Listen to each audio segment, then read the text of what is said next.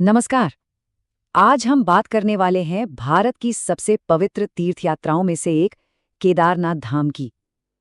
अगर कोई 2026 में इस यात्रा पर जाने की सोच रहा है, तो ये पूरी जानकारी उनके बहुत काम आने वाली है। तो चलिए इस यात्रा के गहरे आध्यात्मिक महत्व को समझकर शुरू करते हैं। देखिए, ऐसी मान्यता है कि यहाँ भगवान शिव की पूजा करने से मोक्ष की प्राप्ति होती है। तो जाहिर है, ये सिर्फ एक सफर से कहीं बढ़कर है। और हाँ, ये यात्रा सिर्फ आध्यात्मिक ही नहीं बल्कि शारीरिक रूप से भी एक बड़ी चुनौती है। मंदिर समुद्र तल से लगभग 3,584 मीटर की ऊंचाई पर है। मतलब इस यात्रा का पैमाना कितना बड़ा है, इसका अंदाजा यहीं से लग जाता है। तो इस पूरी यात्रा को अच्छे से समझने के लिए हमने इसे 6 हिस्सों में बांट दिया है। सबसे पहले केदारनाथ का एक छोटा सा परिचय, फिर बात करेंगे प्लानिंग और रजिस्ट्रेशन की। उसके बाद सोनप्रयाग तक कैसे पहुंचना है, फिर वहां से मंदिर तक का ट्रैक, धाम पहुंचकर क्या अनुभव होता है, और आखिर में बजट और कुछ बहुत काम के टिप्स। तो सबसे पहले समझते हैं कि केदारनाथ का महत्व क्या है। ये भगवान शिव के 12 सबसे पवित्र ज्योतिर्लिंगों में से एक है। आमतौर पर मंदिर के कपाट अप्रैल के आखिर में या मई की शुरुआत में खुलते हैं और फिर सर्दियों में बंद हो जाते हैं। चलिए अब यात्रा के पहले प्रैक्टिकल स्टेप पर चलते हैं, यानी कि तैयारी। और इसकी शुरुआत होती है एक बहुत ही जरूरी काम से।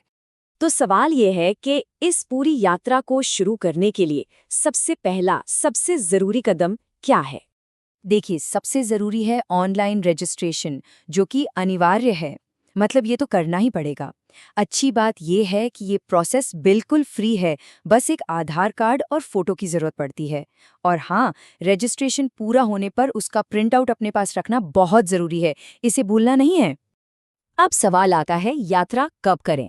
देखिए, मई जून में बहुत ज्यादा भीड़ होती है और होटल के दाम भी आसमान छू रहे होते हैं। वहीं सितंबर से नवंबर के बीच मौसम बड़ा आरामदायक होता है, भीड़ भी कम होती है और होटल भी आसानी से मिल जाते हैं।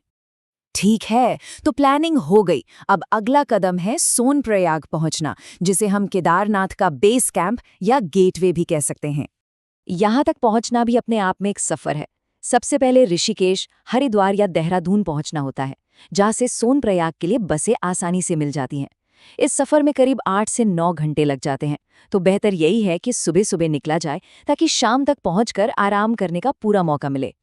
अगर हम खर्चे की बात करें तो सरकारी बस का किराया लगभग 400 से 500 रुपए के बीच होता है। और एक बहुत ज़रूरी बात, अगर कोई अपनी गाड़ी से जा रहा है तो गाड़ी को सोनप्रयाग में ही पार्क करना होता है। इसके आगे प्राइवेट गाड़ियों को जाने की इजाज़त नहीं है।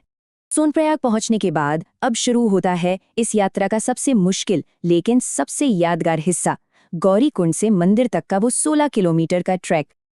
अब इस 16 किलोमीटर के ट्रैक को पूरा करने के लिए मोटे तौर पर 4 ऑप्शन होते हैं।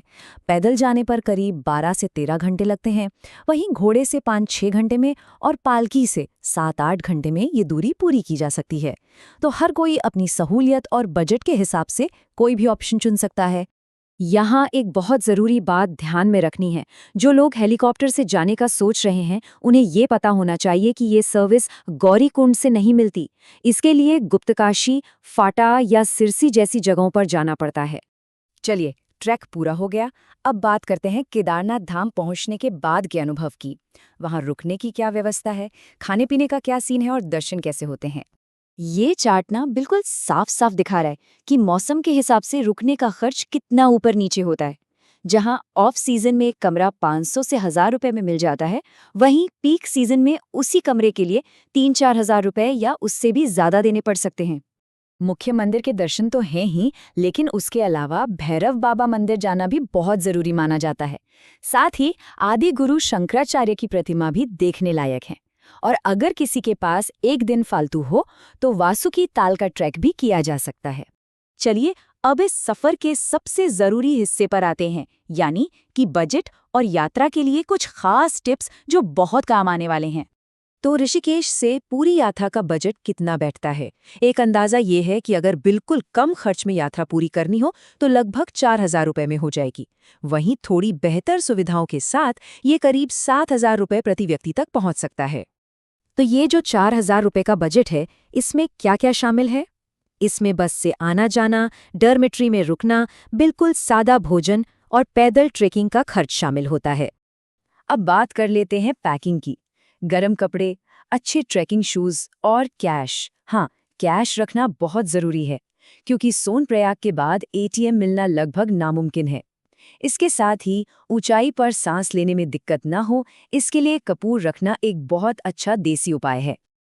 अब एक आखिरी और बहुत दिलचस्प सवाल, क्या केदारनाथ मंदिर में दर्शन करने के साथ ही यात्रा पूरी और सफल मान ली जाती है? इसका जवाब एक बहुत गहरी स्थानीय मान्यता में छिपा है। ऐसा माना जाता है कि यात्रा असल में तभी सफल होती है जब तीर्थयात्री केदारनाथ के दर्शन करने के बाद भैरव बाबा मंदिर में भी माथा टेकते हैं। ये एक छोटी सी लेकिन बहुत अहम जानकारी है, जो इस पवित्र यात्रा को आध्यात्मिक तौर पर पूरा करती है।